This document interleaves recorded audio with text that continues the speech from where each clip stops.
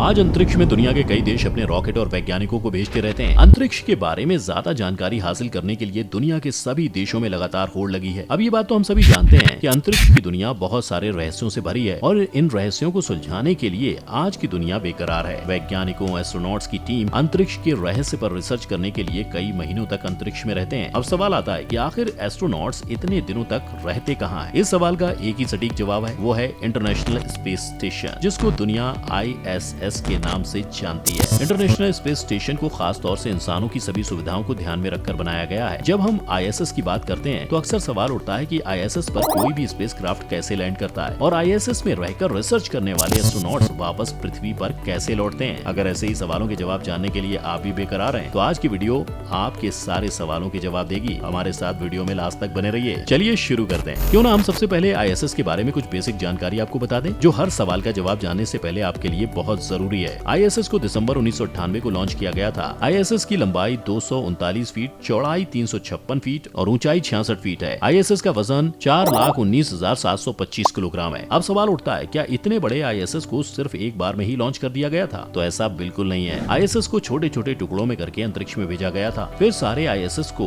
वैज्ञानिकों और ISS की रोबोटिक आर्म्स के द्वारा सारे टुकड़ों को आपस में जोड़ दिया गया था। ISS के सारे हिस्सों को अंतरिक्ष में भेजने के लिए 136 उड़ानें भरी गई थी। ISS के घूमने की जगह पृथ्वी की कक्षा से 330 से लेकर 435 किलोमीटर की ऊंचाई के बीच रखी गई और ये उसी ऊंचाई के बीच लगातार घूमता रहता है। ISS की ऊंचाई पृथ्वी से ज्यादा नहीं है, इसलिए रात को किसी भी टाइम आप किसी भी उपकरण के बिना ISS को अपनी आंखों से देख सकते हैं। ISS पृथ्वी के चारों ओर 7.67 किलोमीटर पर सेकंड की स्पीड से चक्कर लगाता है। इसका मतलब ये एक घंटे में 27,600 किलोमीटर की दूरी तय कर लेता है और हर चक्कर को पूरा करने के लिए 92 मिनट का टाइम लगता है। इसका मतलब इंटरनेशनल स्पेस स्टेशन एक दिन में पृथ्वी के 15.5 चक्कर पूरे कर लेता है। अगर आप ISS पर जाएंगे, एक दिन में 16 बार सूर्य को निकलता हुआ और डूबता हुआ देख सकेंगे। ISS को जब से स्थापित किया गया है, तब से अब तक उसे कभी भी खाली नहीं छोड़ा गया। इसके अंदर हमेशा वैज्ञानिकों की एक टीम मौजूद रहती है। ये तो रही ISS के बारे में कुछ बेसिक जानकारी। अब हम बात करते हैं स्पेसक्राफ्ट या रॉकेट ISS पर कैसे लैंड करता है। ISS पर जाने के लिए एस्ट्रोनॉट को स्पेसक्राफ्ट के जरिए भेजा जाता है। जैसे जैसे आज हमारी टेक्नोलॉजी विकास कर रही है, वैसे वैसे ही स्पेसक्राफ्ट की टेक्नोलॉजी और डिजाइन में भी बहुत से बदलाव आते जा रहे हैं। आज के दौर में बहुत सी नई टेक्नोलॉजी के स्पेसक्राफ्ट तैयार कर लिए गए हैं।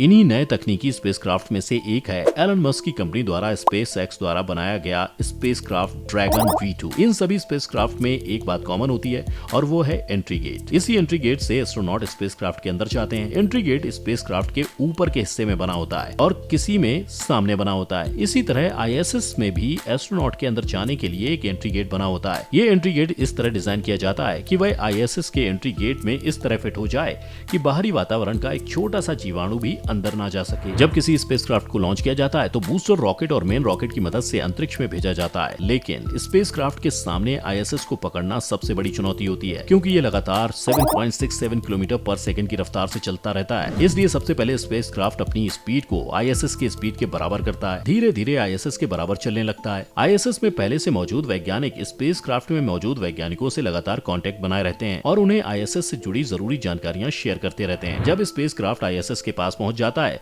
तो ISS अपने रोबोटिक आर्म से इसे पकड़ लेता है। ये स्पेस स्टेशन का एक हाथ की तरह बनाया हुआ हिस्सा होता है। ISS का अगर कोई पार्ट खराब हो जाता है तो ISS के रोबोटिक आर्म्स के जरिए ही इसको बदला जाता है। ISS में रह रहे वैज्ञानिक इस रोबोटिक आर्म की मदद से ही स्पेस वॉक के लिए बाहर आते हैं। ये रोबोटिक आर्म स्पेसक्राफ्ट के एंट्री गेट को बड़ी सावधानी से खोलता है और ISS के एंट्री गेट से अटैच कर देता है। जैसे ही दोनों एंट्री गेट एक दूसरे में फिट हो जाते हैं, तभी ISS में मौजूद वैज्ञानिकों की टीम अपना एंट्री गेट खोल देती है। फिर स्पेसक्राफ्ट में मौजूद वैज्ञानिक भी अपना एंट्री गेट खोल देते हैं। अंतरिक्ष में गुरुत्वाकर्षण बल बिल्कुल नहीं है, इसलिए वहाँ हर चीज हवा में उड़ती रहती है और हवा में उड़ते हुए एस्ट्रोनॉट आसानी से स्पेसक्राफ्ट के अंदर चले जाते हैं। एस्ट्रोनॉट के अंतरिक्ष में रहने का टाइम लिमिटेड होता है। जब एक दल के वैज्ञानिकों का ISS में रहने का टाइम पूरा हो जाता है तो दूसरे वैज्ञानिकों का दल ISS में चला जाता है और पहला दल अपनी रिसर्च पूरी करके वापस पृथ्वी पर लौट आता है। अब टाइम आता है ISS पर मौजूद वैज्ञानिकों की घर वापसी का, क्योंकि ISS में उनकी रिसर्च पूरी हो चुकी है और वैज्ञानिकों का नया दल ISS में एंटर करता है। दोनों दलों के वैज्ञानिकों में मेल मिलाप होता है और जरूरी जानकारी आपस में साझा करते हैं। फिर पहला वाला दल एंट्री गेट से स्पेसक्राफ्ट में चला जाता है। वैज्ञानिकों के स्पेसक्राफ्ट में एंटर करते ही एंट्री गेट को अच्छी तरह से बंद कर दिया जाता है। फिर स्पेसक्राफ्ट धीरे धीरे ISS को छोड़ना शुरू कर देता है और ISS से पूरी तरह अलग हो जाता है। वैज्ञानिकों के जिम करने के लिए ISS में एक जिम भी बनाया गया है, जिससे वो खुद को फिट रख सकें। ISS से अलग होने के बाद स्पेसक्राफ्ट पृथ्वी की कक्षा में प्रवेश कर कर लेता है। पृथ्वी के करीब पहुंचने के बाद ये खुद को रनवे पर लैंडिंग के लिए तैयार कर लेता है, फिर रनवे पर दौड़ता हुआ पूरी तरह लैंड कर लेता है। इस तरह ISS में अपनी रिसर्च पूरी करके एस्ट्रोनॉट अपने घर वापस पृथ्वी पर आ जाते हैं। जिन वैज्ञानिकों की टीम ISS में रहती है उनके लिए समय समय पर खाना और जरूरत की चीजें एक मानव रहित विमान के जरिए भेज दी जाती हैं। आजकल ये काम एलोन मस्क की कंपनी SpaceX अपनी लेटेस्ट टेक्नोलॉजी के जरिए सबसे ज्यादा अंजाम दे रही है। ISS को बनाना और इसे अंतरिक्ष में स्थापित करना किसी एक देश का काम नहीं है, बल्कि इस काम को 15 देशों ने मिलकर अंजाम दिया है। इसी वजह से इसके नाम के आगे इंटरनेशनल शब्द जोड़ दिया गया है। इन 15 देशों की लिस्ट में हमारा देश भारत शामिल नहीं है। ISS को बनाने में लगभग 11 लाख करोड़ से ज्यादा का खर्च आया था। अंतरिक्ष में स्थापित किया गया उस टाइम इसकी समय सीमा 2011 थी, लेकिन अब ये टाइम बढ़ाकर 2024 कर दिया गया है। आपको ये वीडियो कैसी लगी हमें कमेंट करके जरूर बताएं। अगर वीडियो पसंद आई हो